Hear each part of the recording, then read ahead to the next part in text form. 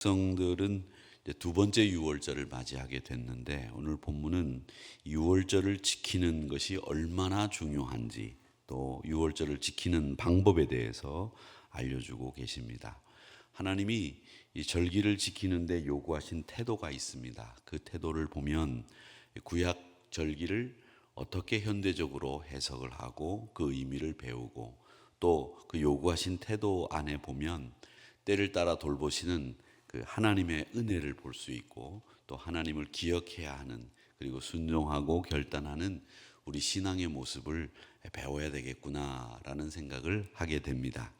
오늘 말씀에 보면 1절에서부터 5절까지 말씀에 애굽 땅에서 나와 가지고 새해 첫 달을 맞이했습니다. 1절 보면 애굽 땅에서 나온 다음에 첫째 달에 여호와께서 시내 광야에서 모세에게 말씀하여 이르시되, 이렇게 이야기하시면서 여호와께서는 애굽에서 나온 이후에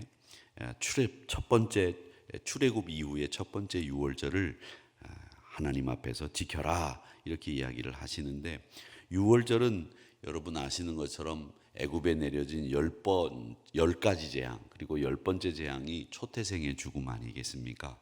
그 초태생의 죽음으로 인해서 많은 이 초태생들이, 장자가 죽어나갈 때 유월절 그 문설주에 양의 피를 바른 이스라엘 유대인 가정에서만 그 재앙이 넘어가는, 패스오버하는, 그래서 유월절이라고 하는 이름이 지어졌죠. 그래서 재앙이 넘어갔던 사건을 기념하는 날입니다. 잊지 못할 구원의 밤이고, 또 어린 양 예수 그리스도를 가장 잘 표현한 구약적인 사건이 바로 이 유월절 사건입니다. 그 이스라엘 백성들에게 제일 중요한 것, 이건 뭐냐면 기억하는 거라고 제가 말씀을 드렸죠. 이스라엘 사람들은 이 기억하는데 아주 능수능란한 사람들입니다. 제가 늘 말씀을 드리지만, 이 문화인류학자들은 이야기하기를 습기 많은 나라 사는 사람들이 자주 잊어버린다. 건기, 아주 메마른 땅에 사는 사람들이 절대 잊지 않는다, 이렇게 이야기하는데, 우리나라가 그렇죠. 이 습기 많은 나라에 살아서 그런지 우리나라 분들이 자주 잊어버립니다. 세월호 침몰해서 그 많은 어린아이들이 죽은 사건, 이 사건을 기억하면 안전에 우리가 그냥 듬성듬성 생각해서는 안 되는데도 역시 안전사고가 또 일어나고 또 일어나고, 아무리 법을 만들어도 그런 안전한 사고가, 안전에 관련된 사고가 일어나서 어처구니 없는 생명들이 잃게 되는 일들이 벌어지는 것, 이런 일들을 좀 하지 않았으면 좋겠다, 이런 생각이 드는데, 그 일본 분들에게서 우리가 배워야 될 것 중에 하나가 바로 그겁니다. 안전제일이란 말이 일본 말이라고 하더라고요. 그냥 무조건 안전을 우선으로 생각하는 것, 이게 굉장히 중요한 거다라고 하는 것을 일본 분들은 인식을 해서, 어떤 일을 하든지 간에 빨리 하는 것보다 안전하고 또 건강하고 또 무엇보다도 정확하게 만드는 것, 이걸 일본 분들이 굉장히 잘하기 때문에 일본 제품이 신뢰가 있는 것 아니겠는가, 이런 생각을 해보게 되는데, 우리 한국 분들은 이 빠르게 성과를 내려고 하는 일의 태도가 이 안전을 무시하는 경우들이 많아지는 사례로 발전하지 않는가, 이런 생각을 해봅니다. 근데 그 이스라엘 사람들에게 있어서 제일 중요한 것은 뭐냐면 바로 기억입니다. 기억. 신앙생활에 있어서도 제일 중요한 것은 기억입니다. 여러분, 우리에게 하나님이 베풀어 주신 은혜를 기억하는 일, 너무 중요한 것이고, 또 하나님의 신실하심과 하나님의 계획을 우리가 확신하는 것, 참 중요합니다. 우리가 신앙생활을 하면서 내가 확신하는 것은 부활의 날 아침 내가 주님과 함께 눈을 뜹니다, 하나님 나라에서 나를 받아주십니다 라고 하는 이 확신과 기억, 이게 우리 하나님 백성의 정체성을 결정짓는 가장 중요한 요소다라는 것을 여러분 기억하시기를 바랍니다. 잊지 마십시오. 제가 뭐 어저께도 수요일 날 설교하면서 여러분들에게 쉐케드라고 하는 말을 알려드렸는데 저 문 나가면 다 잊어버리실 겁니다 라고 말씀을 드려서 지금 또 들으면서 어저께 들은 이야기를 그 맞아 그렇게 이야기하실 수 있겠지만 여러분 잊으신다고 기억 안 하려고 하지 마시고 잊으신다고 하더라도 자꾸 기억하려고 노력하는 가운데 덜 잊혀지고 그게 남습니다. 그러니까 우리 성도들은 이스라엘 백성들이 자기 정체성을 확인하는 방법이 뭐였느냐? 확신하고 기억하는 일이었다라고 하는 이 두 가지 사실을 여러분 꼭 마음속에 담아 두시기를 바랍니다.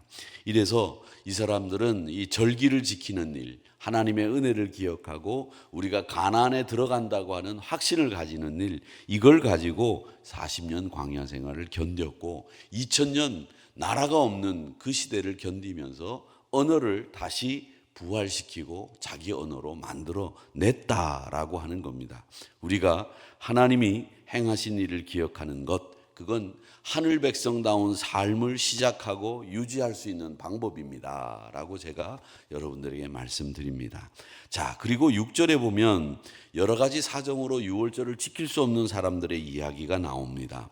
시신을 접촉한 사람 유월절을 지킬 수 없죠. 또 여행 중에 있는 사람 유월절을 지킬 수 없는 사람들입니다. 그 이야기가 7절과 10절에 나옵니다. 7절 보면 우리가 사람의 시체로 말미암아 부정하게 되었거니와 이렇게 해서 유월절 못 지킵니다. 10절 말씀에 보면 또 여행 중에 있다 할지라도 여호와 앞에 마땅히 유월절을 지키되라고 되어 있습니다. 유월절을 지킬 수 없는 사람들은 어떻게 해야 됩니까? 라고 하는 예외 규정이 오늘 기록이 되어 있습니다. 이 예외 규정이 있다라고 하는 말은 뭐냐면 하나님은 우리에게 하나님을 향한 소망과 하나님을 의지하고 하나님을 기억하는 일을 하시게 하되 그 예외 규정을 두어서 우리의 형편과 우리의 사정을 하나님께서는 다 일일이 기억하시고 배려해 주신다는 거예요. 우리가 만약에 예외 규정이 없다 그러면 어떻게 되겠습니까? 다 죽어야죠. 다 하나님 앞에 유월절 평생 한 번도 안 놓치고 지킬 수 있겠습니까? 그렇지 않죠. 지킬 수 없는 경우들도 생길 때에 죽어야 되는 거예요.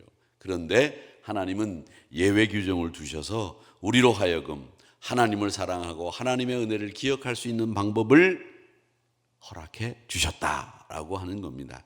그러니까 우리는 하나님의 자비, 배려 이걸 예외 규정을 통해서 만나게 됩니다.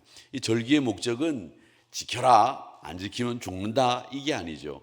하나님의 은혜를 기억하고 하나님 앞에 순종하라 이 마음을 우리가 유지하고 있다면 하나님은 그 형식에 있어서는 예외 규정을 두어서 하나님을 예배하고 그 백성으로 살 수 있는 길을 열어 주셨다라고 하는 겁니다.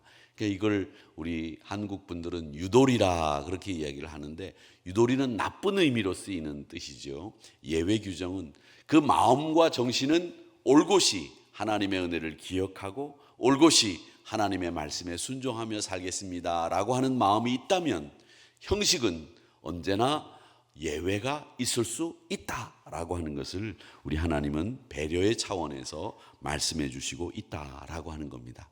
여러분 그래서 우리 신앙인들도 상대편을 예외 규정을 늘 인정하고 이해하고 배려해 주는 자세로 신앙생활하고 사람들을 만나고 또 사람들을 대해 주시기를 부탁드리겠습니다. 우리 믿음의 사람들은 그건 아니야 뭐 이런 말들 많이 쓰시고 그래서 우리 요즘에는 이제 그런 말들 많이 안 쓰시죠. 요즘 젊은 친구들이 쓰는 말들을 많이 우리가 배우려고 하고 있습니다만은 예전에 그런 말들을 얼마나 우리 많이 썼습니까? 내 눈에 흙이 들어가도 내 목에 칼이 들어와도 내가 너를 말이지 호적에 파내가도 이런 극단적인 말들이 참 많이 우리 한국 사람들에게 사용되었고요. 또 그런 이 극단적인 언어들을 TV 드라마에서 많은 사람들이 사용해가지고 그런 언어를 쓰는 것이 뭐 별스럽지 않은 것처럼 그리고 옛날에 이렇게 드라마를 보면 연기 잘하는 여자 연예인들 보면 다 그냥 막 서슬이 펄해가지고 궁중사극을 보면 왕비들은 다 이제 이러면서 막 성질내는 연기만 잘하는 것처럼 보여가지고 이 한국 사람들을 완악하게 만든 것 같아요. 좀 웃으면서 편안하게 걔 있느냐 이렇게 이야기하는 드라마 사극은 하나도 없었던 것 같아요. 뭐 사극만 보면 막 여자들이 다 화나 있어. 그렇죠? 그렇죠? 그러니까 여러분 상대방을 배려하고 넉넉한 마음으로 사회 풍조가 그렇게 가더라도 우리 그리스도인들만큼은 예외 규정도 두시고 또 이해도 하시고 배려도 하고 좀 한 발짝 물러서기도 하는 이런 자세들이 필요하다. 왜? 하나님이 그렇게 하셨잖아요. 우리에게 유월절 지켜라. 지키지 않으면 죽는다. 그랬는데도 불구하고 여행 중에 있거나 너희들이 남을 돕기 위해서 시체를 만졌을 경우 그 다음 달을 지켜라. 이렇게 예외 규정을 두셨다라고 하는 겁니다. 그래서 상황을 이해하고 그들이 처한 환경들을 배려할 수 있는 하나님의 예외 규정, 형식을 뛰어넘는 그 믿음을 우리가 꼭 지키시면서 그분을 사랑하는 백성으로 살아가시는 여러분들이 되시기를 주님의 이름으로 축복합니다. 축복합니다. 자, 마지막으로 오늘 말씀해 보면 13절에서부터 14절 말씀에는 유월절을 지키지 않는 사람에 대한 처벌 규정, 또 외국인들이라고 할지라도 유월절을 지키라고 규정을 정해놓고 소개하고 있습니다. 절기를 지키지 않는 사람들은 그 공동체에서 끊어지는 큰 벌을 받을 것이다 라고 이야기하죠. 13절 보겠습니다. 그러나 사람이 정결하기도 하고 여행 중에도 있지 아니하면서 유월절을 지키지 아니하는 자는 그 백성 중에서 끊어지리니. 하나님의 은혜를 기억하지 않고 하나님이 가나안 땅을 허락했다고 하는 사실을 확신하지 않는 사람, 그래서 거기에 걸맞는 행동을 하지 않는 사람들 내가 끊어버리겠다. 그 공동체 안에 발을 붙이지 못하게 하겠다. 그 자손은 물론이려니와 모든 사람들은 그 공동체 안에서 살아남지 못한다 라고 이야기하면서 여호와의 배려, 포용을 악용하는 처사를 용납하지 않으셨다라는 겁니다. 여러분, 고르반 제도라고 하는 것을 아시지요? 이 고르반 제도라고 하는 것은 하나님 앞에 11조를 드리고 하나님 앞에 헌신을 하는 동안에 예물이 부족해서 부모를 섬기지 못하는 것을 용납하는 제도가 고르반 제도입니다.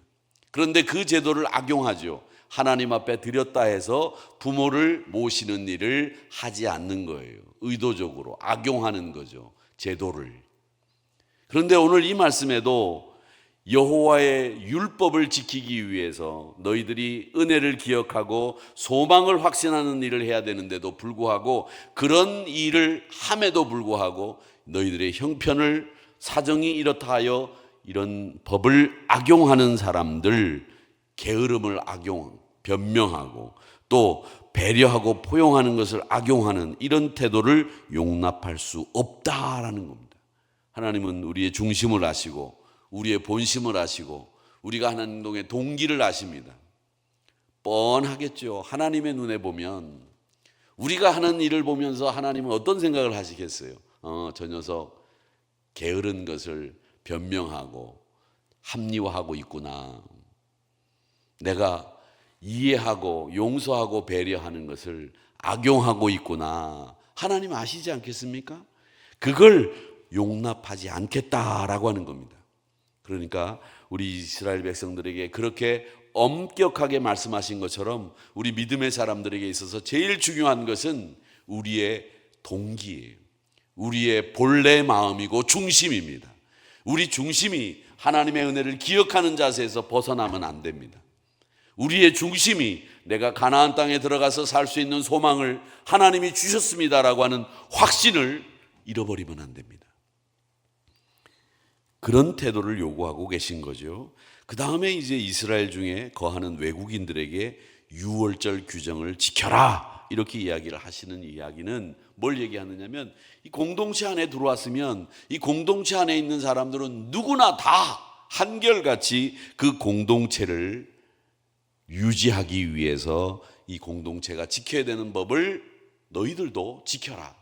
그리고 또 하나, 이 유월절이라고 하는 이 법칙은 이스라엘 공동체만을 위한 게 아니라 온 인류를 향한 법이다.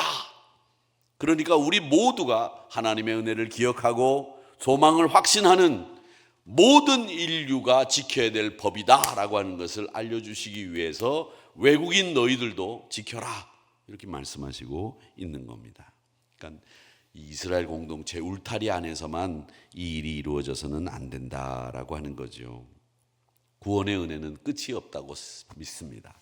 그 은혜는 오늘도 저희들에게 임할 것이고 내일도 구원의 은혜는 우리들에게 임할 것인 줄 저는 믿습니다.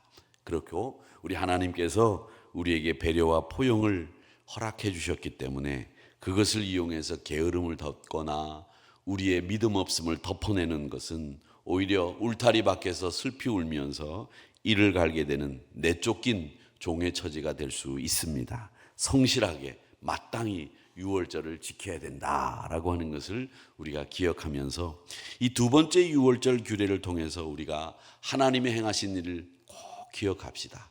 여러분에게 베푸신 하나님의 은혜 잊지 마시기를 축복합니다.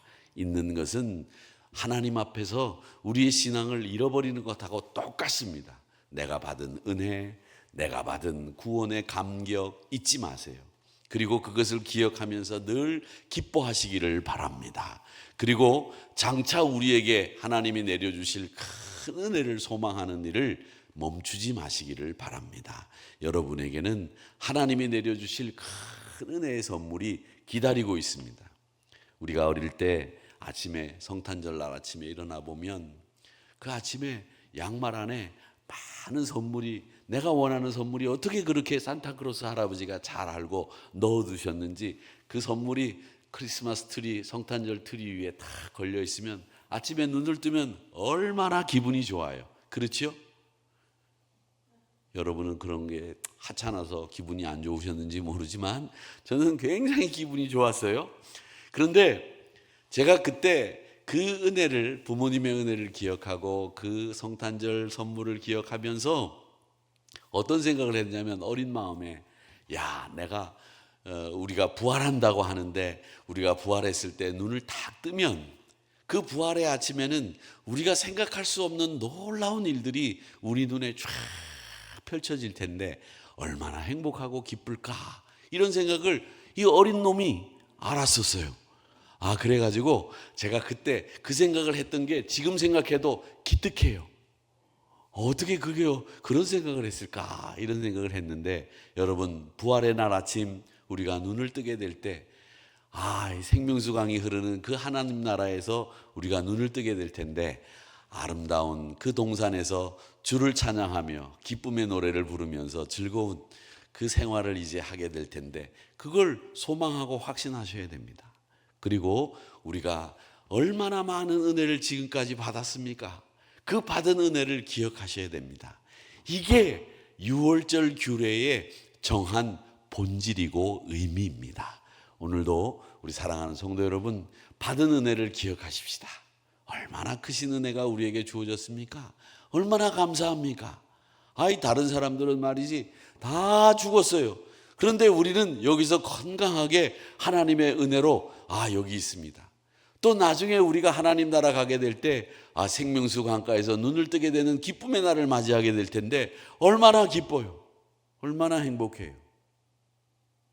여러분은 아침에 뭐가 기분이 나쁘신지 별로 행복하지 않으신데 저는 지금 되게 기분이 좋은데 저만 기분이 좋은가요? 기분 나쁘시든지 좋으시든지 마음대로 하세요.